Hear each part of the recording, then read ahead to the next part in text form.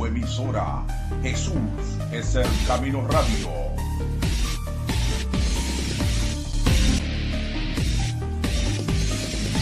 Lo mejor aún está por venir.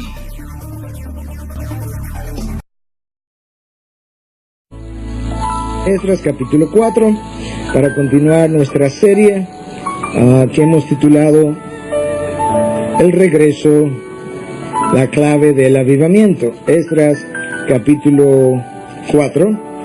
Yo quiero leer los primeros 5 versículos y entonces pausar para orar y pedirle a Dios su dirección. Esdras 4, versículo 1 hasta el 5. Cuando se enteraron los enemigos de Judá y de Benjamín de que el pueblo del destierro estaba edificando un templo al Señor, Dios de Israel, se llegaron a Zorobabel y a los jefes de casas paternas y les dijeron: vamos a edificar con vosotros, porque como vosotros buscamos a vuestro Dios y le hemos estado ofreciendo sacrificio desde los días de Esar-Adón, rey de Asiria, que nos trajo aquí. Pero Zorobabel y Jesúa y los demás jefes de las casas paternas de Israel les dijeron: no tenéis nada en común con nosotros, para que juntos edifiquemos una casa a nuestro Dios, sino que nosotros unidos la edificaremos al Señor, Dios de Israel, como nos ordenó el rey Ciro, rey de Persia. Entonces el pueblo de aquella tierra se puso a desanimar al pueblo de Judá y a atemorizarlos para que dejaran de edificar.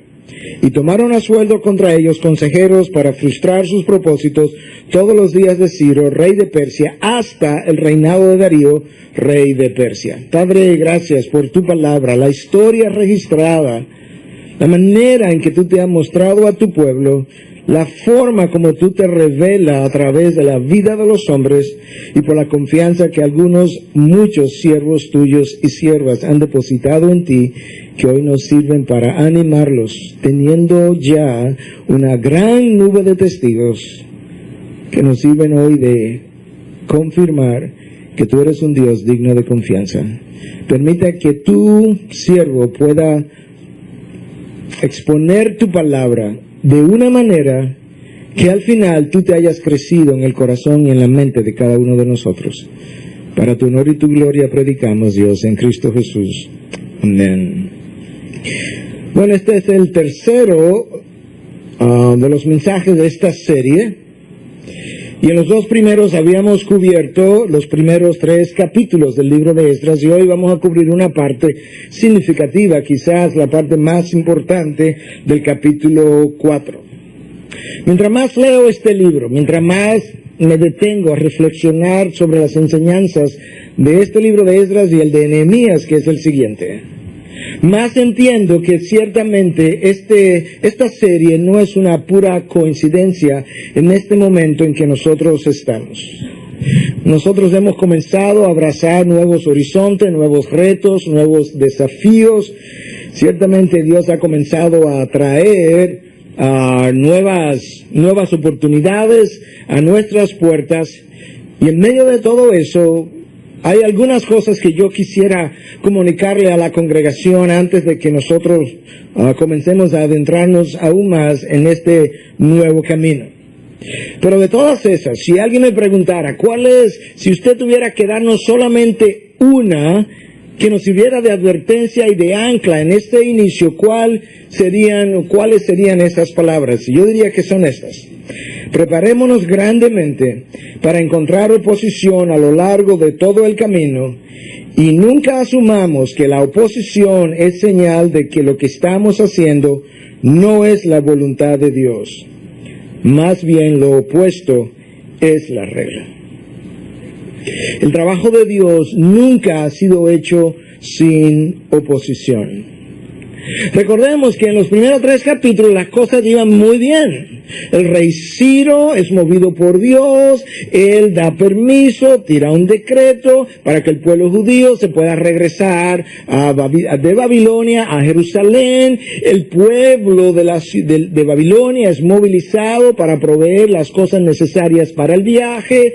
Los utensilios que el rey Nabucodonosor había extraído del templo fueron devueltos al pueblo judío para para que ellos puedan regresarlos al templo y volver a adorar a su Dios. Ellos llegan al lugar, comienzan a celebrar su primera fiesta de los tabernáculos, construyen el altar y hasta ahí todo iba muy bien. Pero ahora hay que construir el templo. Y tan pronto el templo comenzó a ser construido, se levantó la oposición. La tribu de Judá y la tribu de Benjamín son las dos tribus, o fueron las dos tribus que fueron llevadas a Babilonia. Las otras 10 habían sido llevadas a Asiria en exilio 140, 150 años antes. Y ahora estas son las dos tribus que regresan bajo la dirección de Zorobabel. Y nosotros leemos lo siguiente en el versículo 1. Cuando se enteraron, ¿quiénes? Los enemigos de Judá y de Benjamín, de que el pueblo del destierro estaba edificando un templo al Señor, Dios de Israel, y continúa el relato. Dios nos dice, esta gente acaba de llegar y ya tenía enemigos.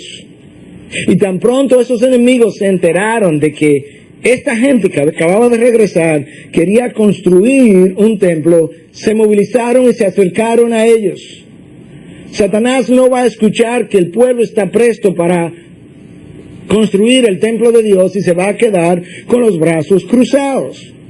Satanás es capaz de mover el corazón de los seres humanos, no podemos olvidar eso. Él movió el corazón de David cuando lo incitó a hacer un censo. Él movió el corazón de Pedro cuando en un momento dado se le opuso al Señor y el Señor le reprendió y le dice, apártate de mí, Satanás. Y con toda probabilidad Él ha movido el corazón mío y el corazón tuyo en algún momento para ser usado también. Los enemigos de Benjamín, los enemigos de Judá se levantaron y vinieron y se acercaron a ellos. Y yo quiero darte de inicio, para ilustrarlo con esta historia, el primer principio de 6 o 7 principios que yo quiero que te lleves hoy para tu casa. Número 1, cada vez que Dios inicia un trabajo en ti o a través de ti, necesitas prepararte para una oposición, escúchame, cuya intensidad y duración serán proporcional al alcance del propósito de la obra que Dios se propone hacer. En pocas palabras, a mayor la obra, a mayor las implicaciones de su obrar, mayor será la oposición. El trabajo de Dios nunca ha sido hecho sin encontrar oposición significativa.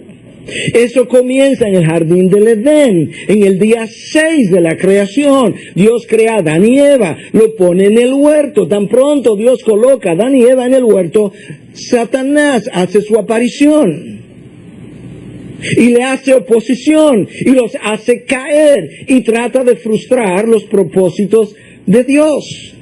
Dios saca a Moisés con el pueblo 40 años y por 40 años Moisés tiene que enfrentar oposición continua que en un momento dado llegó tan cerca como hasta su propia familia cuando Aarón y Miriam se levantaron contra él.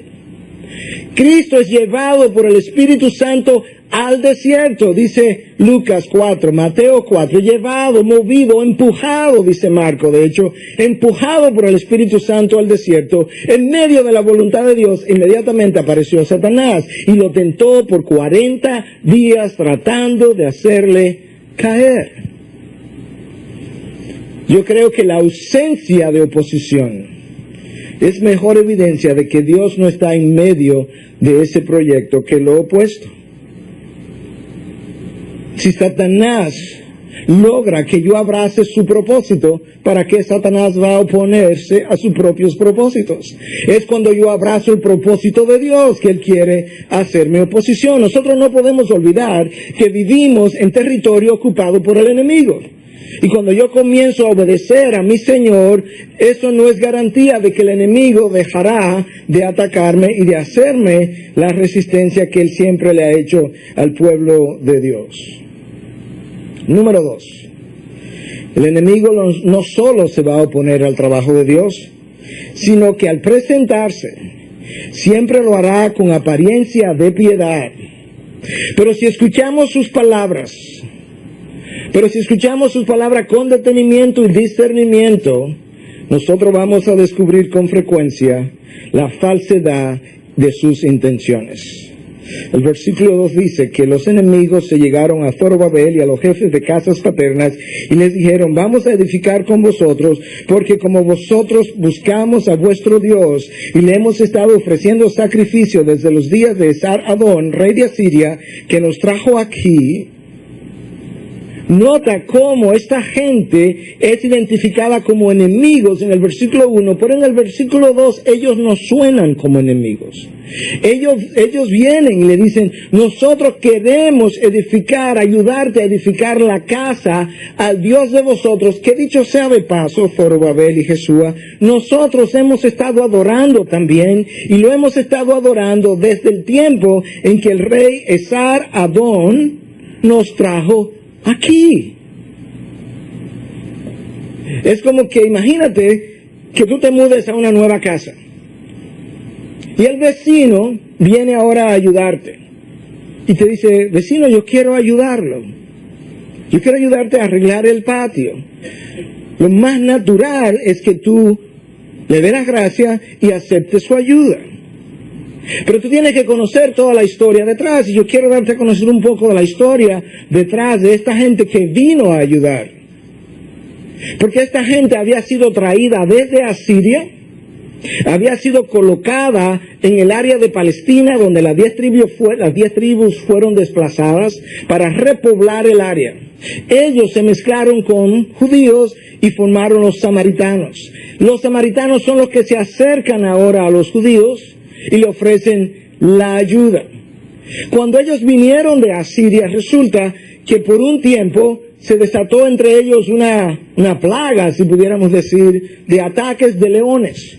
Ellos intuyeron que ellos estaban irreconciliados con el Dios de la tierra y necesitaban reconciliarse con Él. Déjame leerte la historia completa de Segunda de Reyes, capítulo 17, del versículo 24 en adelante. Y el rey de Asiria trajo hombres de Babilonia, de Cuta, de Ava, de Amat y de Sepharvaim, y los puso en las ciudades de Samaria, en lugar de los hijos de Israel. Y tomaron posesión de Samaria y habitaron en sus ciudades. Y aconteció que como al principio de habitar ellos allí no temieron al Señor, el Señor envió leones entre ellos que mataron a muchos de ellos.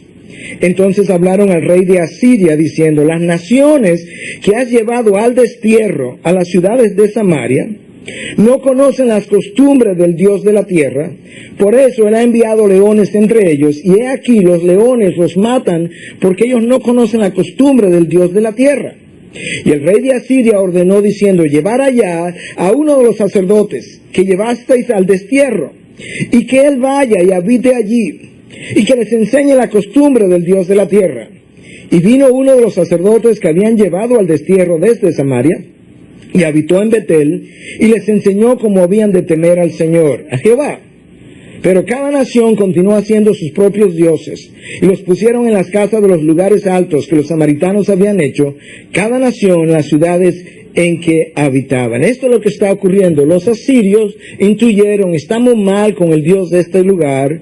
Le pidieron al rey que trajera a alguien que le enseñara a llevar las costumbres del Dios del área, de Jehová. El rey le manda un sacerdote judío de los que se habían llevado al destierro en Asiria. Él regresa, llega al área de Betel y les instruye en cuanto a cómo adorar a Jehová. El problema es que el texto dice que ellos, aunque aprendieron a adorar a Jehová, no dejaron de adorar sus propios dioses. Y nosotros tenemos que cuidarnos de que no nos ocurra la misma cosa. Que nosotros seamos sacados de las tinieblas a su luz admirable. Que nosotros no pasemos de incrédulos a creyentes. Que no pasemos a las filas de la familia o de la fe cristiana. Y abracemos a Cristo como nuestro nuevo Señor, sin dejar de abrazar nuestros viejos dioses. Que van a depender de diferentes, van a ser diferentes dependiendo de nuestro trasfondo. Para algunos quizás sean logros, títulos, reconocimientos. música, posesiones, posiciones, no sabemos, pero con frecuencia eso es exactamente lo que ocurre. Aprendemos a adorar a Cristo, el nuevo Dios que ahora reina en nosotros, pero no queremos todavía dejar de adorar los dioses anteriores. Y cuando hacemos eso, nos parecemos a estas naciones que vinieron a ayudar a la tribu de Judá y de Benjamín. Ahora escucha, esta gente fue abordada por personas que aparentemente tenían buenas intenciones y que decían conocer a su Dios, pero no se acercaban a Él en sus propios términos. Y ciertamente cuando ellos dijeron que adoramos a vuestro Dios y le hemos ofrecido sacrificio desde los días del rey tal, ellos no estaban mintiendo, pero esa no era toda la verdad. Y eso es uno de los problemas de las tácticas de Satanás, que él logra mezclar parte de la verdad con parte de la mentira, y la parcialidad de la verdad me hace creer que yo estoy en la verdad. De hecho, reflexionando sobre este texto y sobre lo que acabo de decir, puedo reconocer que por experiencia personal, en ocasiones cuando Satanás ha logrado confundirme, es haciendo exactamente eso. Conociendo yo parte de la verdad o un gran segmento de la verdad, él ha logrado introducir en mi mente distorsiones, exageraciones, verdades parciales, que cuando se mezclan con la verdad, ya no estoy en la verdad de Dios. Y eso es uno de los grandes problemas. Cuando tú escuchas, cuando tú lees la historia de Job, tú descubres varias cosas. Cuando tú lees los discursos de los tres amigos de Job, hay grandes segmentos de verdad en cada uno de ellos con relación a Dios, pero están mezclados con segmentos o porciones de mentiras, y eso hace que Dios los reprenda a todos. Pero ellos no son los únicos que caen en ese error. Job, un hombre intachable de acuerdo a Dios, es reprendido por Dios también al final. Y cuando tú escuchas las palabras de Job por las cuales Dios le reprende, tú encuentras nueva vez grandes porciones de verdades bíblicas que la palabra ampara, mezcladas con el error. Y es la parcialidad de la verdad que nos hace creer que estamos en la verdad de Dios. Y eso es una de las artimañas de Satanás, como él frecuentemente nos engaña. Esta gente vino con una verdad parcial, pero escucha ahora cómo Zorobabel y Jesúa respondieron a esta oferta de ayuda en el versículo 3. Zorobabel y Jesúa y los demás jefes de las casas paternas de Israel les dijeron: no tenéis nada en común con nosotros, para que juntos edifiquemos una casa a nuestro Dios, sino que nosotros unidos la edificaremos al Señor, Dios de Israel, como nos ordenó el rey Ciro, rey de Persia. ¿Tú escuchaste? Esta respuesta no tiene nada de diplomática, nada de amable, nada de gentil. ¿Te acuerdas del vecino que te hablabas, que quizás vino a ayudarte a que pudieras ayudarte a arreglar el jardín? Imagínate que ese vecino viene y te dice: vecino, yo sé que usted se acaba de mudar, yo quiero ayudarlo a arreglar el jardín. Que le diga: no tienes nada en común conmigo. ¡Wow! Lo más lógico que este vecino diga: ¿y esta gente de dónde vino? ¿Y qué fue? ¿Qué fue lo que le ofrecí? Pero Zorobabel conoce la historia. Él sabe, Jesúa también, y los jefes de la casa paterna, que ellos acaban de regresar de 70 años de exilio en Babilonia, precisamente por haberse unido en yugo desigual y haber violado la ley de Dios. Y eso es lo que ellos no están dispuestos a hacer. Tú no escuchas una respuesta como: bueno, tú sabes que acabamos de llegar, el trabajo no es tanto, y como tenemos tanta gente, no te vamos a necesitar, más tarde te avisamos. No, ni ahora ni después, no tenemos nada en común. Wow. Tú tienes que entender que esta gente ha aprendido algo que antes no había llegado a aprender. Y aquí aparece la tercera lección o principio con el que yo quiero dejarte hoy. El pueblo de Dios no puede unirse en yugo desigual con personas no creyentes, porque viola la palabra de Dios y luego, más tarde, violará todos los demás principios de la palabra. La táctica del yugo desigual es este. No es que dejes de adorar a Dios. No. Sigues adorando a tu Dios, pero no tienes que ser tan radical. Puedes también abrazar estos otros dioses menores. Es la dilución de la verdad y de la pasión. Cuando tú lees las cartas de C.S. Lewis, The Screwtape Letters, son 31 cartas, escritas por Screwtape, un demonio con experiencia, a su sobrino Wormwood, que no tiene experiencia. Y toda la trama detrás de las cartas es enseñarle cómo desviar a los hombres. Y en una de estas cartas, el tío le dice al sobrino, ¿sabes una cosa? Una religión diluida, liviana, es mucho mejor que ninguna religión. Satanás sabe que el hombre es eminentemente religioso. Mejor hacemos una especie de sincretismo entre la verdad y el error. Le hacemos creer que como tienen parte de la verdad, están en la verdad. Le hacemos creer entonces que ciertamente tienen una relación personal con Dios, cuando todo el tiempo no la han tenido, y lo hacemos llegar hasta la condenación eterna, creyendo haber tenido una relación salvífica con Dios. Lo que nosotros no podemos olvidar, y que estos samaritanos no sé si no habían llegado a entender, es que Dios no solamente requiere una relación personal con Él, requiere una relación exclusiva con Él. Y el pueblo judío lo aprendió después de 70 años en el desierto. Este es un principio que es afirmado en el Nuevo Testamento. Esta gente que acaba de llegar de Babilonia no está dispuesta a trabajar en yugo desigual, algo que muchos cristianos hoy en día sí están dispuestos a hacer. La enseñanza del Nuevo Testamento no es para novios, novias, esposos, esposas exclusivamente. Yo no sé de dónde hemos obtenido ese principio. Nosotros vemos a lo largo de toda la historia del pueblo de Dios, la preocupación de Dios para que su pueblo no entre en yugo desigual, porque Dios no solamente está interesado en la influencia que un novio o esposo me pueda hacer, sino que está interesado en la mala influencia que cualquier persona con quien yo esté relacionada me pueda hacer.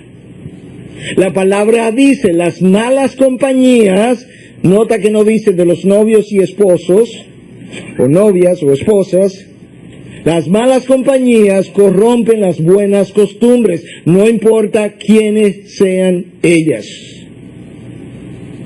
La manera como el apóstol Pablo lo dice, en 2 Corintios 6, 14 al 17, no estéis unidos en yugo desigual con los incrédulos. Pues ¿qué asociación tiene la justicia y la iniquidad? ¿O qué comunión la luz con las tinieblas? ¿O qué armonía tiene Cristo con Belial? ¿O qué tiene en común un creyente con un incrédulo? ¿O qué acuerdo tiene el templo de Dios con los ídolos?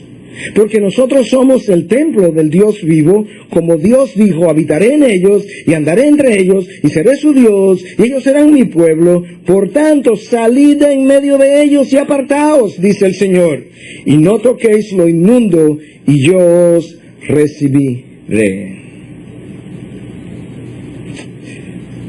Realidades, hermanos, como pastor, yo sé que algunos de ustedes han estado cosechando consecuencias de haber entrado en yugo desigual, quizás con una amistad, quizás en un matrimonio, quizás en el mundo de los negocios. Y eso me duele. Pero le voy a decir que me duele aún más. Y le comentaba al primer grupo que me duelen las ovejas mientras más años voy adquiriendo, y mientras Dios va formando más aún el corazón de pastor en mí, más me duelen las ovejas. Y lo que más me duele aún es cuando ovejas del redil han entrado en yugo desigual, han ido a su propio destierro en Babilonia por un periodo X, han pagado el precio, Se cumplieron sus 70 años simbólicamente hablando. Salieron de la esclavitud y hoy en la libertad están a punto de entrar en la misma relación de yugo desigual que los entró en problema en el primer lugar. Tú no sabes cuánto a mí me carga esa situación. Porque sabemos que las consecuencias de los segundos serán peores que la primera. No puedes hacer eso. Recuerda una cosa. La naturaleza de algo determina su asociación. Los gatos se reúnen con gatos. Los perros y los gatos frecuentemente se pelean, no tienen la misma naturaleza. Los perros con perros, los caballos con caballos.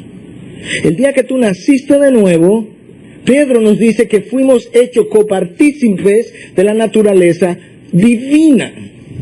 Esa nueva naturaleza, ¿qué tiene en común con la naturaleza de los incrédulos? Eso es exactamente como Pablo lo dice, estableciendo el contraste entre uno y otros. Escucha como Pablo dice, ¿qué tienen en común? ¿Qué asociación hay entre la justicia de Dios y la iniquidad? Entre la luz con las tinieblas, entre Dios con Belial, entre el templo de Dios que somos nosotros y los ídolos, o entre el creyente y el incrédulo. ¿Qué hay en común? Y nosotros necesitamos recordar eso porque estamos en un tiempo crucial de la iglesia. Bueno, quizás hay algunos pensando, bueno, pastor, pero honestamente yo he estado en este yugo desigual. De negocio, de amistad, de lo que sea. Y yo no he sufrido ninguna consecuencia todavía. Espera la próxima generación. Verás el precio de sentarnos en esta silla de Dios y en esta silla del mundo.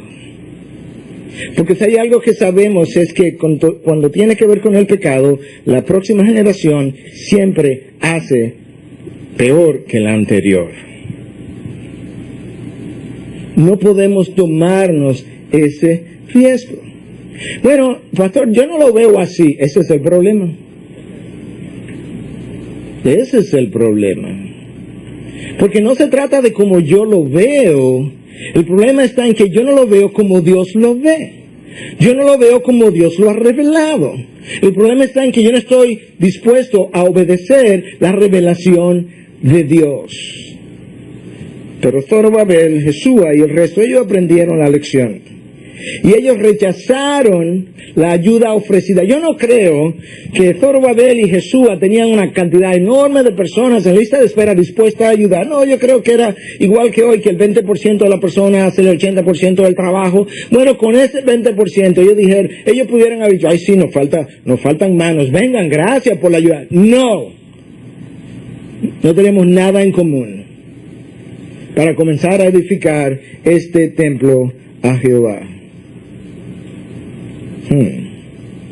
Y prefirieron entonces enfrentar las dificultades que pudieran llegar. Bueno, pastor, pero una vez que ellos hicieron esa decisión de obedecer a Dios, de no mezclarse en yugo desigual, debieron haberle las cosas salido muy bien. Enorme error. ¿Quién ha dicho eso? Eso no está en la revelación de Dios. Nosotros tenemos una ecuación que es como fabricada en el Hades en ocasiones. El carácter benevolente de Dios más mi obediencia igual ninguna dificultad. ¿Y cuántas veces en el salón de consejería yo no he oído, pastor, pero yo no entiendo a Dios? ¿Ok? ¿Qué no entiendes? Ahora que yo estoy obedeciéndole, ahora que estoy diezmando, ahora que tengo problemas económicos. Bueno, ¿y quién ha dicho que diezmamos para solucionar nuestros problemas económicos? La obediencia que está esperando que le arreglen su mundo no es obediencia, es conveniencia. Es algo egoísta, centrada en mí, en mis intereses. Si mi obediencia garantiza la no dificultad, el hombre más desobediente del mundo lo clavaron en una cruz, entonces su nombre fue Jesús. Y sin embargo, sabemos que el único que obedeció a Dios a la perfección fue Él, y nadie fue tan maltratado como Él.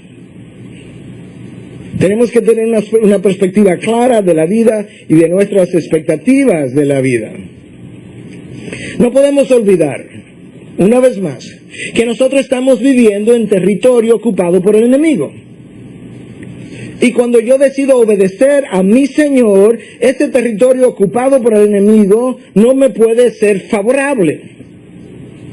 El enemigo sabe que nosotros lo estamos desplazando de su territorio. Si Él es sabio, y lo es, tiene que hacernos oposición y resistencia.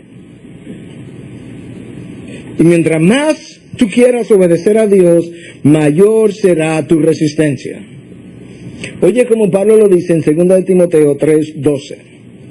Y en verdad todos los que quieren vivir piadosamente en Cristo Jesús, no lo busques si estaba buscándolo, dame un segundito nada más. Todos los que quieren vivir piadosamente en Cristo Jesús, déjame hacer un ejercicio que no lo hice exactamente así en el culto anterior, pero levanten la mano, todo el que quiera vivir piadosamente para Jesús. ¡Wow! Déjenla ahí arriba, un segundo. Todos los que quieren vivir piadosamente para Jesús, serán perseguidos, dice el texto. Comenzaron las manos a bajar ahora. Ya le pueden bajar. ¿Te das cuenta lo que Pablo está diciendo?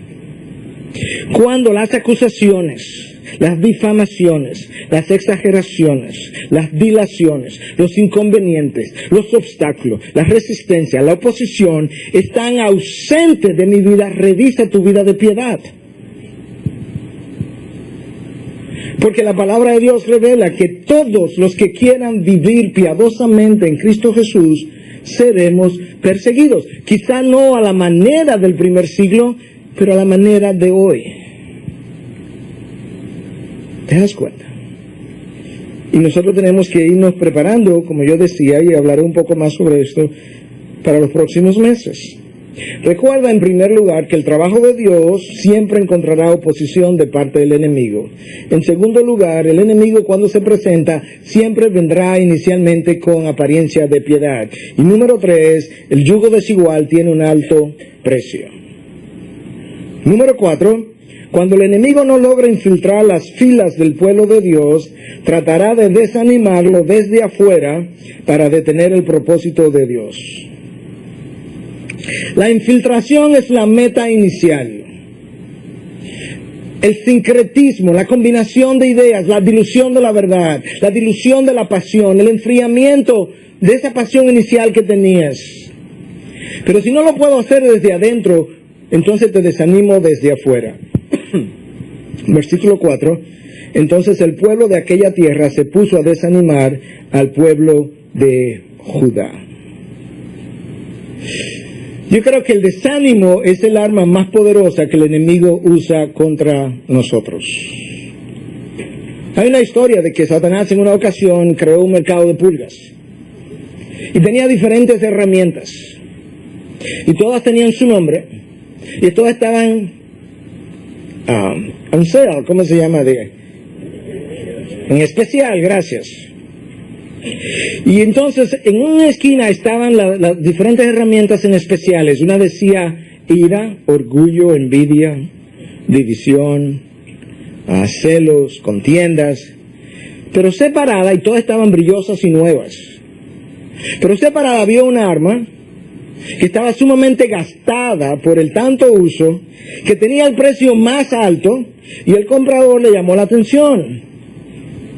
Y dice, ¿por qué que esta arma que tiene el nombre del desánimo es tan costosa? Dice, ¿y por qué está tan gastada? Es que es el arma que yo más uso, y es el arma más efectiva. Y ciertamente yo creo que Satanás conoce nuestra humanidad, cómo somos. Cada uno de nosotros no se desanima con la misma frecuencia y de la misma manera. Tenemos diferentes formas y diferentes razones. Algunos de nosotros nos desanimamos de acuerdo a nuestra personalidad. Y mientras más yo quiero controlar algo, más tiendo a desanimarme, porque ni la vida ni el ministerio son controlables ni manejables. Si hay algo que a veces exaspera a la gente es que Dios es incontrolable. Otros no se toman la vida tan seriamente y a veces yo quisiera ser así. Y no se desaniman tanto porque piensan, bueno, sí está bien, fracasé, pero la próxima vez será mejor. Otros cuando somos idealistas o cuando somos perfeccionistas tendemos a desanimarnos con más regularidad. Porque las cosas raramente salen como las planeamos. Y si hay algo que nos desanima a todos, es cuando las cosas no salen como yo las planifiqué o como yo quisiera verlas.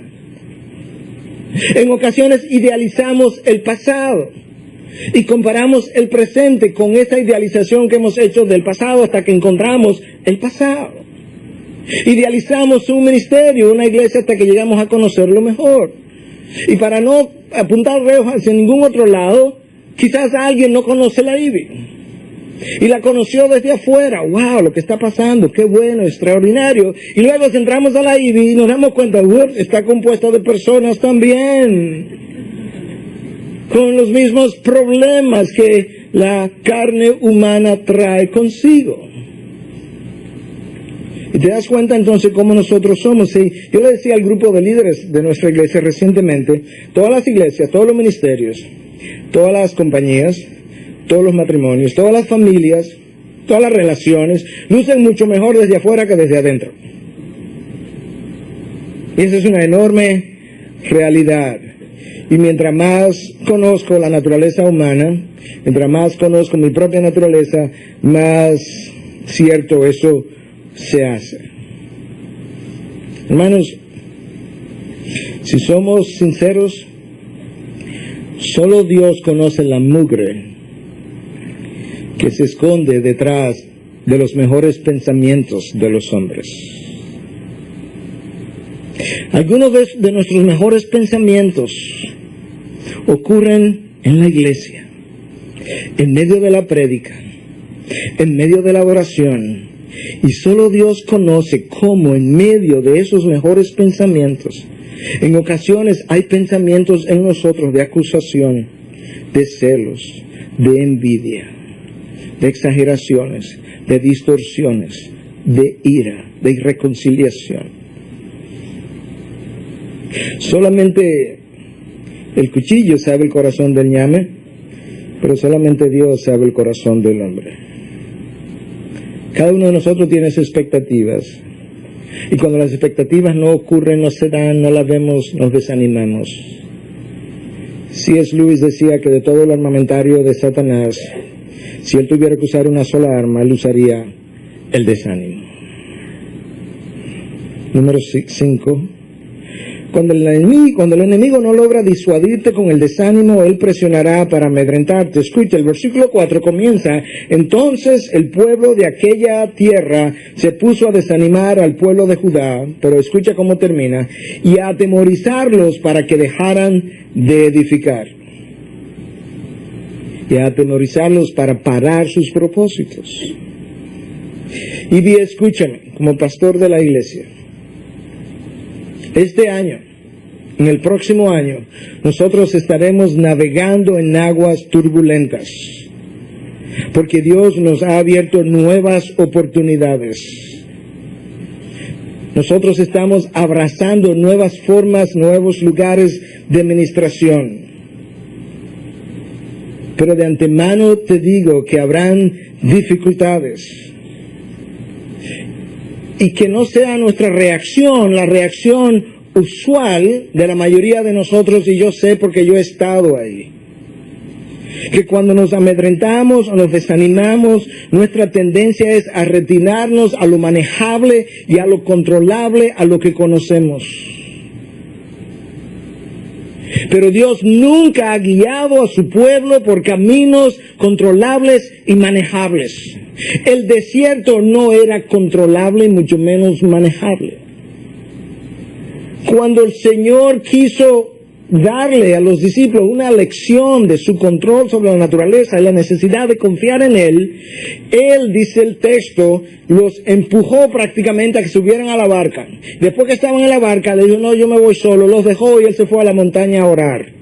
Y a mitad de la noche, en la tercera vigilia, Después que los discípulos tenían un tiempo ahí remando en medio de la tormenta, en medio de la tempestad, él sabía, él los estaba viendo, pero cuando se cansaron entonces, él decide no calmar el viento, sino aparecerse en medio de la tormenta incontrolable. Y luego invita a Pedro a que salga a caminar. Pedro estaba cansado de navegar ese mar, de nadar, de pescar. Él se lo conocía, pero en tiempos no tumultuosos. Pero ¿sabes qué? Cuando el mar está calmado, yo no necesito a Dios. Lo que necesito es habilidad para remar y navegar y pescar. Pedro, tú no me necesitas para hacer lo que tú sabes hacer. Yo quiero, Pedro, ahora que probarte que puedes confiar en mí en medio de la tormenta incontrolable, los vientos soplando, las olas chocando contra la barca. Y Cristo tiene la audacia, si me permiten, de invitar a Pedro a que salga afuera. Y muchos de los predicadores entonces hacen el énfasis en cómo Pedro salió, pero entonces tuvo miedo y cuando perdió su fe comenzó a hundirse. Este no es el punto del pasaje, no es el punto principal. El punto principal es que Cristo le hace una invitación a Pedro a probar, a caminar en medio de lo que él no conoce, de lo que es más grande que él, de lo que él no puede manejar o controlar. Y luego entonces para mostrarle a Pedro que cuando él se estaba hundiendo, Cristo tampoco le dijo: hey Pedro, qué bueno que te estás hundiendo, no has confiado en mí, dejaste de mirarme y miraste el agua, traga un poco de agua Pedro y luego yo te saco a la superficie, luego te doy respiración Pedro. Nada de eso. Se extiende la mano y al instante ambos estaban dentro de la barca. Lo que Cristo está tratando de mostrarnos es: yo te hago una invitación a navegar, a caminar sobre vientos y sobre mares tumultuosos, confiando en mí, y no temas, porque cuando tengas dificultad, yo te extenderé mi mano y te haré descansar. No es a Pedro que Cristo le dice hombres de poca fe, es a los que se quedaron en la barca que Cristo le dice hombres de poca fe. Tenemos mares tumultuosos delante, créanme. Pero tenemos que caminar sobre ellos. Tú no requieres fe para navegar en mares tranquilos. Lo que necesita es habilidad, pero se requiere de fe, determinación, confianza y visión para navegar en esas dificultades. Y sabes una cosa, Dios nos ha abierto una puerta ancha, una puerta grande. Y las puertas de Dios, sobre todo si son grandes, no carecen de adversarios. Mira cómo Pablo lo dice, 1 Corintios 16, 8 y 9. Porque me quedaré en Éfeso hasta Pentecostés, porque se me ha abierto una puerta grande para el servicio eficaz, y hay muchos adversarios. Pero yo no entiendo, pastor. Dios le ha abierto la puerta grande. Y esos adversarios, precisamente por lo grande de la puerta. ¿Tú has leído qué es lo que le pasa a Pablo en Éfeso? Dice: me voy a quedar en Éfeso. Pero Éfeso es el lugar donde Pablo tiene la peor oposición. Tú puedes leerlo esta tarde en tu casa, en Hechos, capítulo 18 y 19. La ciudad entera se levantó en alboroto. Todos los comerciantes estaban contra él. El ejército tuvo que intervenir y sacar a Pablo para que no lo lincharan, porque estaban a punto de comérselo vivo. Y este es el lugar donde Pablo dice: aquí que me voy a quedar. Porque aquí es grande la puerta, pero hay muchos adversarios. Pablo encontró la oposición, la resistencia, pero no lo detuvo, no lo desanimó, no lo amedrentó. ¿Sabe por qué? Porque Pablo fue un visionario, y visionarios ven lo que otros no ven. Oye lo que dice Spurgeon: no es tanto lo que vemos lo que nos amedrenta, sino lo que no vemos, y al no verlo lo exageramos. Como dirían en inglés, that's it. Eso es. No es lo que vemos, yo sé más o menos, es lo que no vemos. Y al no verlo, lo exageramos. Leía un comentario de varios acerca del libro de Esdras y Max Anders en su comentario decía lo siguiente, que a lo largo de la historia el pueblo de Dios ha tenido una respuesta predecible ante el miedo y muchas veces ha preferido retirarse a las iglesias en busca de la seguridad y el confort espiritual en un lugar no perturbado.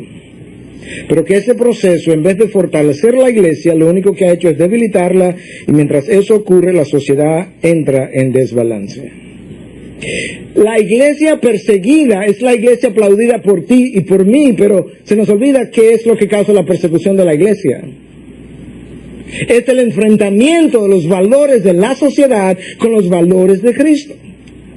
Lo que hace que los reformadores terminen en la hoguera es el enfrentamiento del sistema, del status quo, de la sociedad con los valores de Cristo. Cuando la famosa Bloody Mary, la María la Sangrienta, la Reina María, que de ahí el nombre de Bloody Mary, del trago de alcohol, cuando ella manda a buscar a John Knox, de quien ella dice que le tenía más miedo a la lengua de Knox que a toda la armada de cualquier otro país, le dice a Knox, uno de los reformadores, mira Knox, cuando tú tengas algo que decirme, ven y dímelo en privado.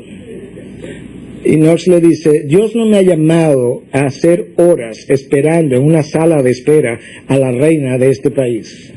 Cuando la reina quiera saber mi opinión con relación a algo, que venga y acuda a mi culto y venga a mi iglesia.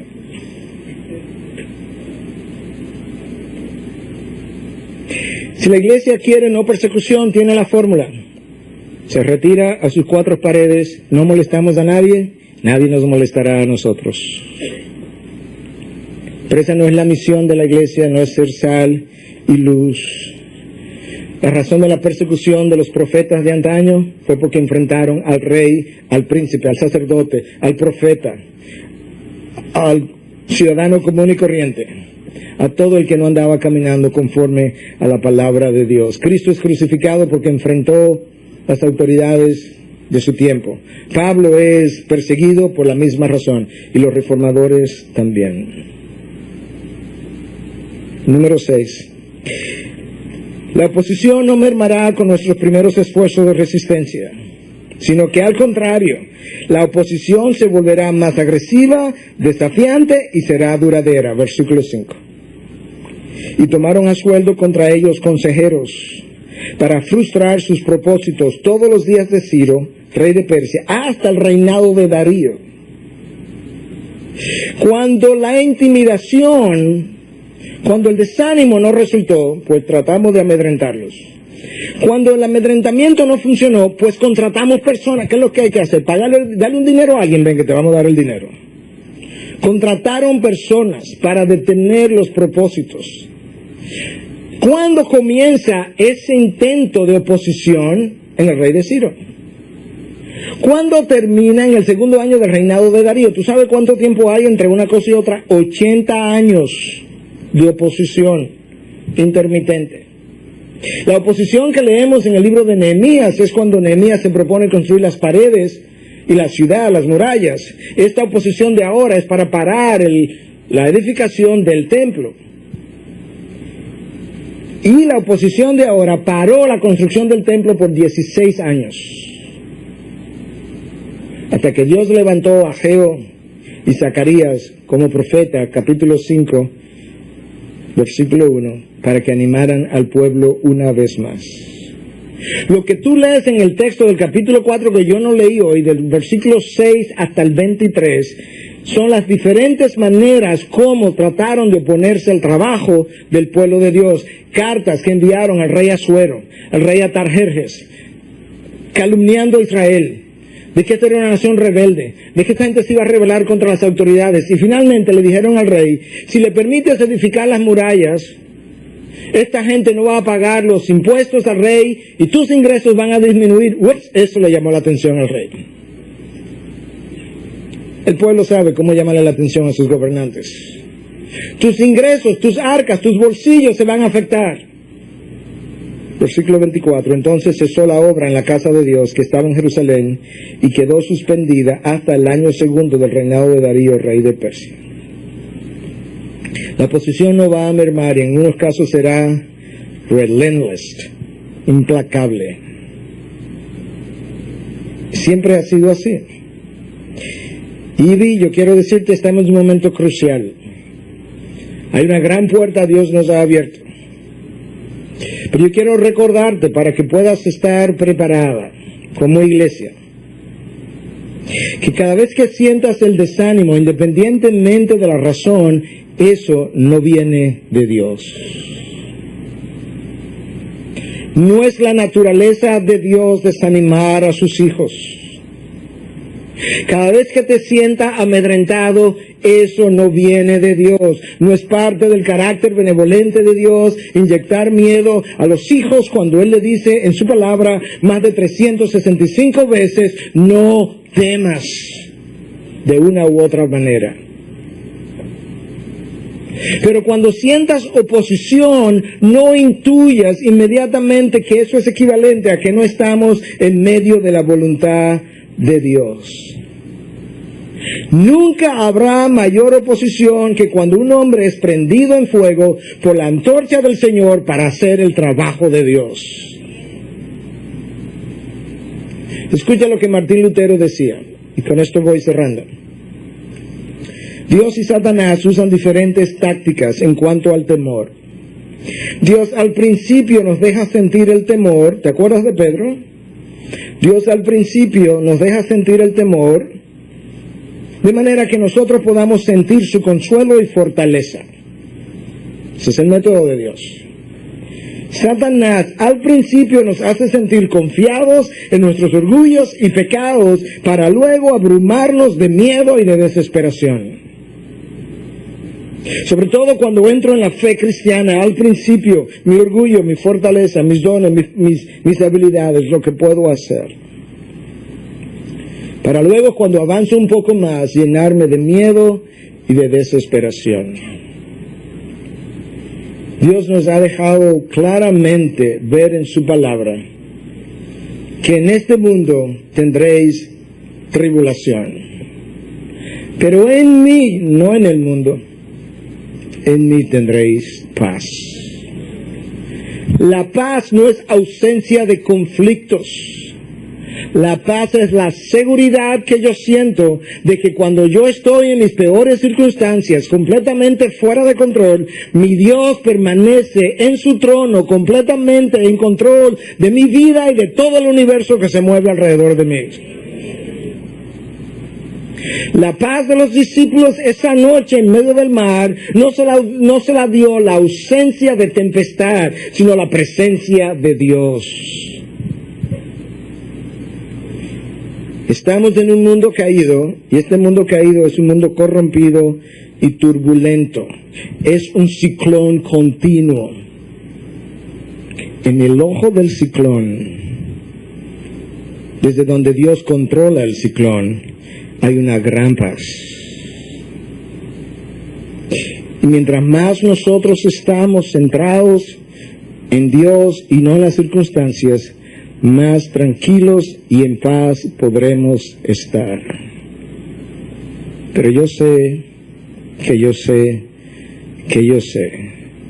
que Dios nos ha abierto una gran puerta. Y de esta misma manera yo sé que habrá oposición a lo largo del camino de diferentes maneras, pero que es un privilegio poder entrar en los propósitos de Dios, empujados por su Espíritu, acompañados por Dios, garantizados por su poder, sellados por Él, reconociendo todo el tiempo que si Él es por nosotros, ¿quién contra nosotros? Y no hace tanto que desesperado en oración clamaba a Dios, oraba con Dios. Antes de clamarle, simplemente le oraba. Y Dios me llevó a su palabra.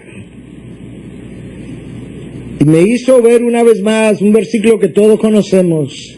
Y que Dios ha hecho retumbar en mi mente una y otra vez. Clama a mí y yo te responderé. Y te haré ver cosas que no has visto, que no conoces, que no entiendes. Y más adelante, no temas a ellos. ¿Quiénes son los ellos? Los adversarios. No le temas, porque yo estaré contigo.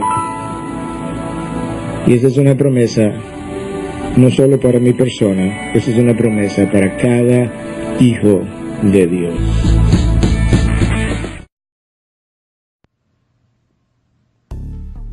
Desde Denver y Connecticut, estás escuchando tu emisora Jesús es el Camino Radio.